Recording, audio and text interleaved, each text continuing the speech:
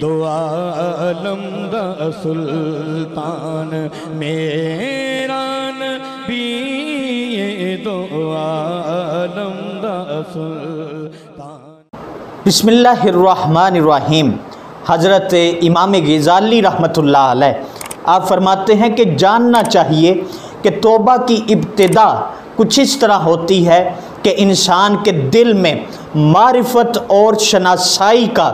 ایک ایسا نور پیدا ہوتا ہے کہ اس نور کی روشنی میں انسان کو یہ دکھائی دیتا ہے کہ گناہ ایک زہر قاتل ہے جو اس کے رگ و پے میں سرایت کر چکا ہے، اور جب اس کو یہ ادراک ہوتا ہے کہ یہ زہر تو ایک بہت بڑی مقدار میں وہ کھا چکا ہے اور اب ہلاکت اور تباہی سامنے دکھائی دے رہی ہے، تو یقیناً خوف و ندامت اس پر غالب آ جاتی ہے۔ جس طرح زہر کھانے والا پریشانی اور خوف کی حالت میں اپنے حلق میں انگلی ڈال کر خوراک کو باہر نکالنے کی کوشش کرتا ہے تاکہ قے آ جائے اور وہ زہر کو اگل دے، اس کا یہ اقدام زہر کے خوف و ہراس کی وجہ سے ہوتا ہے۔ اس کی خواہش یہی ہوتی ہے کہ کسی نہ کسی طرح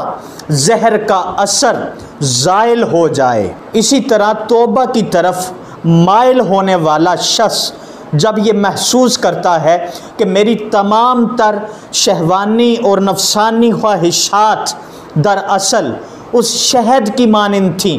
جس میں زہر ملا ہوا تھا، جو نوشے جاں کرتے وقت تو بہت لذیذ اور شیریں معلوم ہوتا رہا، لیکن انجام کار سانپ کے ڈنگ کی طرح زہر سے بھرپور نکلا۔ یہ جان کر اس گناہگار کی پیشانی اسے مضطرب کر دیتی ہے، اس کے اندر بے قراری کی ایک آگ سی بھڑک اٹھتی ہے، گناہ کی خواہش توبہ کی حسرت کی صورت اختیار کر لیتی ہے اور اپنے کیے ہوئے گناہوں کی معافی اور تلافی کا ارادہ دل میں بیدار ہو جاتا ہے، اور اس کی زبان سے بار بار یہی الفاظ نکلتے ہیں کہ اے اللہ مجھے معاف کر دے، آئندہ کبھی بھی میں گناہ کے قریب بھی نہیں جاؤں گا۔ یہ کہہ کر وہ جور و جفا کے لبادے کو تار تار کر دیتا ہے، اس کی حرکات و سکنات میں ایک انقلاب برپا ہو جاتا ہے۔ پہلے وہ فخر و تکبر اور غفلت و تساہل کا پتلا تھا، لیکن اب اشک ندامت اسے حسرت و ارمان کا مجسمہ بنا دیتے ہیں۔ پہلے اہل غفلت کی صحبت اسے بہت مرغوب تھی، لیکن اب اہل علم و معرفت اور صاحبان تقوی و طہارت کی صحبت اس کے لیے راحت جاں بن جاتی ہے۔ صحبت بد سے اسے وحشت ہونے لگتی ہے، پس یہی ندامت، پشیمانی اور یہی بے قراری